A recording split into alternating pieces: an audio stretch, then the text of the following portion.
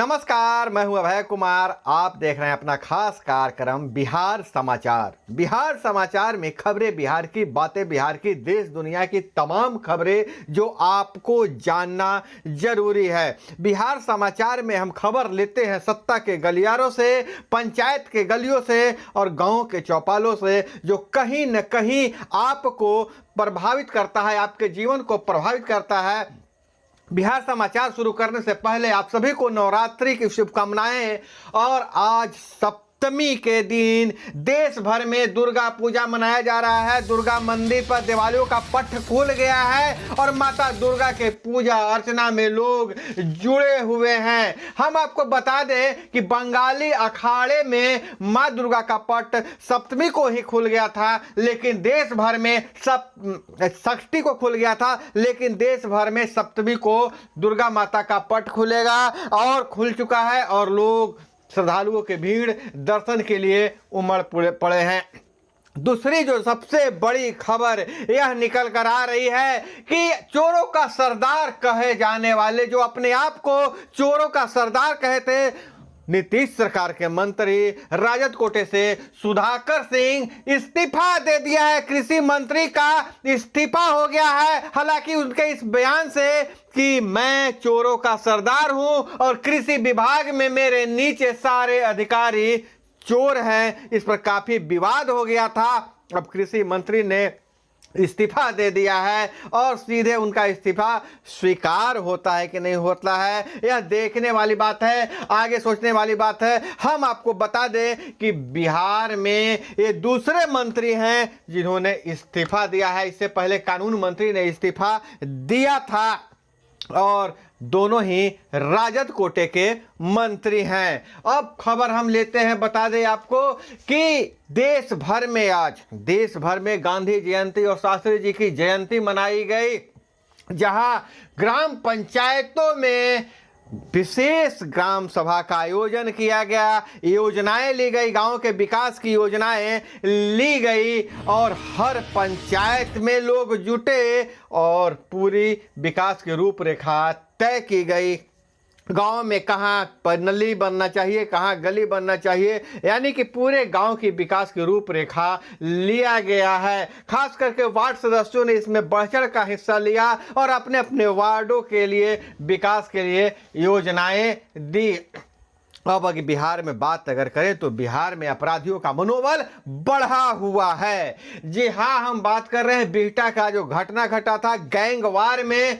बताया जा रहा था, ग्रामीण बता रहे थे कि 16 लोगों की मृत्यु हुई थी, लेकिन पुलिस अब तक बरामद नहीं कर सकी है 100। एएसपी मांग रहे हैं मृतकों का नाम पता। 2 बॉडी बहकर एनआईटी घाट पहुंची थी, अब कई अब भी लापता है। तो आपको हम बता दें कि बालू के लिए बिहार में गैंग वार हुआ था और उस गैंग वार में 16 लोगों की मौत की खबर आ रही थी। हालांकि एनआईटी घाट पर जो 100-200 मिला है, उस 100 का गोली लगने का और गला रेतने का निशान है, इसलिए लोग मान रहे हैं कि यह 100 गैंगवार का ही है। हम आपको बता दें कि 200 में से एक मनेर का नाविक का है, आरा के माफिया का बेटा लापता है। तो हम बिहार में बालू के लिए गैंगवार शुरू हो चुका है, गैंगवार चल रहा है बिहार में। और इधर अगर हम बात करें तो नवादा से जो खबर निकल कर आ रही है, नवादा में ऑनर किलिंग, लव मैरिज के 4 साल बाद भाई ने बहन को गोलियों से भून दिया। हम आपको बता दें कि 4 साल पहले प्रेमी युगल शादी कर चुके थे और भाई 4 साल बाद अपनी बहन को ही गोली मारकर हत्या कर दिया। मेला देखने जा रही थी युवती, तब घटना घटी है। हालांकि भाई उसका फरार है। और बात करें कांग्रेस अध्यक्ष चुनाव की, तब इसमें नया बखेड़ा शुरू हो रहा है। के त्रिपाठी का पर्चा खारिज कर दिया गया है। अब खड़गे और थरूर ही मैदान में है। झारखंड के नेता का नामांकन पत्र हस्ताक्षर के कारण खारिज किया गया है। हम आपको बता दें कि कांग्रेस अध्यक्ष पद के चुनाव में अब 2 उम्मीदवार बचे हैं। झारखंड के पूर्व मंत्री के त्रिपाठी का नामांकन रद्द हो गया है। चुनाव अधिकारी मधुसूदन मिस्त्री ने बताया कि कुल 20 फॉर्म जमा किए गए थे। जांच में 4 खारिज हो गए, जिनमें हस्ताक्षर से जुड़ी कुछ विसंगतियां थी।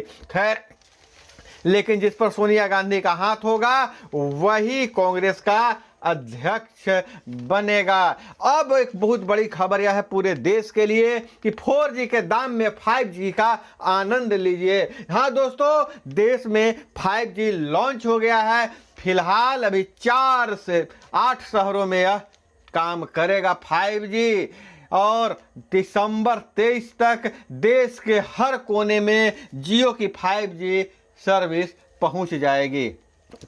8 शहरों में यह लेकिन अभी फिलहाल शुरू हो चुका है, और यह योजना धीरे धीरे पूरे देश में होगा। वो 8 शहर हैं: दिल्ली, मुंबई, चेन्नई, वाराणसी, बेंगलुरु, हैदराबाद, सिल्लीगुड़ी, कोलकाता। इसमें 5G शुरू हो चुका है। अब वहीं भाजपा ने 2024 की तैयारी शुरू कर दी है। अब भाजपा जो है सो एक नई तरह का प्रचार के लिए रणनीति बनाया है। उस प्रचार का नाम है ट्रेन पर चर्चा। जी हाँ, ट्रेन में चर्चा होगा और कार्यकर्ताओं को ट्रेनिंग दी जा रही है, और ट्रेनिंग पाए हुए कार्यकर्ता अपने सह यात्रियों से सियासी चर्चा करेंगे। हालांकि नरेंद्र मोदी का चाय पर चर्चा जो भाजपा का कार्यक्रम 2014 में था, बहुत हिट किया था। उसी के तर्ज पर खाट पे चर्चा राहुल गांधी ने किया था, लेकिन अब उनका काम नहीं किया। लेकिन चाय पर चर्चा हिट फार्मूला रहा था।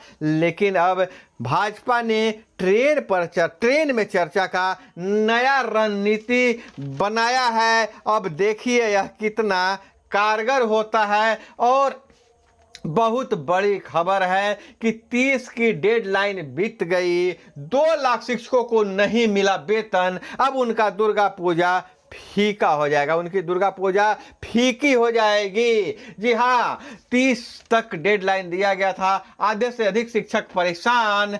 90 कर्मियों के कारण सभी विश्वविद्यालय का वेतन रुक गया है। और वहीं औरंगाबाद जिले से अजीबोगरीब खबर आ रही है। शिक्षकों के वेतन मद की राशि का गजब तरीके से किया गया है बंटवारा, जहां कई शिक्षकों को 2 महीने के साथ 1 महीने का एडवांस वेतन दे दिया गया। वहीं 4 प्रखंड के शिक्षकों के खाते में 1 भी रुपए नहीं आए, जिसके कारण उनका भी दुर्गा पूजा फीका नजर आ रहा है। हालांकि बैंक अब बार बार शिक्षकों के पास विभिन्न माध्यमों से संपर्क कर रहे हैं कि जो एडवांस में राशि मिला हुआ है, एडवांस वेतन मिला है, उसे खर्च नहीं करेंगे। क्योंकि जब खर्च अगर कर देते हैं तो फिर बैंक को उनसे पैसे निकालने में देरी होगी, बाकी शिक्षकों को पैसे नहीं मिल पाएंगे। वहीं सुशील मोदी ने बहुत बड़ा बयान दिया है। कहा है कि सम्राट अशोक के 2300 वर्ष पुराने शिलालेख को अतिक्रमण से मुक्त कराए सरकार। हम आपको बता दें कि सम्राट अशोक के शिलालेख जो रोहतास जिले के चंदन पहाड़ी पर स्थित है, मौर्यकालीन शिलालेख 2300 वर्ष पुराना है, और वहां एक विशेष धर्म का मजार बना दिया गया था। उस मजार को शिलालेख को ही में मजार में समाहित कर दिया गया था। अब इससे पहले सम्राट चौधरी पूर्व पंचायती राज मंत्री ने इस मुद्दे को सोशल मीडिया पर उठाया था। अखबार के कटिंग के साथ लिखा था कि जदयू इस पर मजार बना दिया गया है। सम्राट अशोक के धरोहर को 2300 साल पुराने शिलालेख को इसको खाली करवाया, अतिक्रमण मुक्त कराए। और वहीं जदयू ने केंद्र सरकार पर बहुत बड़ा हमला बोला है। खेल प्रोत्साहन में बिहार के साथ भेदभाव कर रहा है केंद्र, यह जदयू का बयान है। बिहार को केंद्र सरकार ने 8 साल में ना के बराबर पैसा दिया। जदयू ने केंद्र सरकार पर बिहार को कम फंड देने के आरोप लगाते के साथ साथ कहा गुजरात में ज्यादा मदद दे रहे हैं मोदी, गुजरात को ज्यादा मदद कर रहे हैं। और वहीं तंज कसा है कि 121 वर्ष में एक भी ओलंपिक मेडल नहीं जीत पाया है गुजरात, लेकिन सबसे ज्यादा उसे राशि दी जाती है। हालांकि आंकड़े नदारत हैं। और वहीं महागठबंधन पर राजद के सभी नेताओं के बोलने पर प्रतिबंध। जगदानंद ने जारी किया निर्देश, सिर्फ तेजस्वी बोलेंगे। जगदानंद ने निर्देश जारी किया है कि सिर्फ तेजस्वी यादव बोलेंगे राजद में, और राजद के और कोई नेता नहीं बोलेगा। और वहीं गांधी के सिद्धांतों का पालन करने से बढ़ेगी विश्वसनीयता। यह बिहार विधानसभा प्रतिपक्ष के नेता विजय कुमार सिन्हा का बयान है। और इधर अगर हम बात करें तो डेंगू के मरीज थोड़ा सावधान हो जाएं, थोड़ी सी सावधानी बरते। सरकार का नया गाइडलाइन जारी किया जा चुका है कि डेंगू मरीज शरीर में नहीं होने दे पानी की कमी, आराम करें, बुखार हो तो पैरासीटामोल लें, एंटीबायोटिक बिल्कुल नहीं लें, एंटीबायोटिक बिल्कुल डेंगू के मरीज को नहीं लेना है। अब प्लेटलेट्स 50,000 से नीचे जाने लगे तो अस्पताल में भर्ती हो जाना चाहिए। और वहीं फतुहा में मकान बनाने के लिए बैंक से निकाले थे 4 लाख रुपए, बदमाशों ने झपट्टा मारकर लूट लिया। वहीं बेगूसराय कोर्ट से एक माह फरार हुआ अंतर्राज्यीय एटीएम फ्रॉड गिरोह का सरगना मारांची से गिरफ्तार हो गया है। हम आपको बता दें कि एक माह पहले वह बेगूसराय कोर्ट से यह सरगना फरार हो गया था। विदेश की खबरों में इंडोनेशिया से बहुत बड़ी खबर निकलकर सामने आ रही है। वहां फुटबॉल मैच के दौरान स्टेडियम में दंगा हो गया। आपस में 2 क्लब के प्रशंसक भिड़ गए और वहां दंगा हो गया। पुलिस को आंसू गैस के गोले चलाने पड़े और 175 लोगों की मौत हो गई। तो दोस्तों, यह थी महत्वपूर्ण खबरें। अब हमें इजाजत दीजिए। कैमरे के पीछे सृष्टि, अपना बहुत बहुत ख्याल रखिएगा। जय हिंद, वंदे मातरम।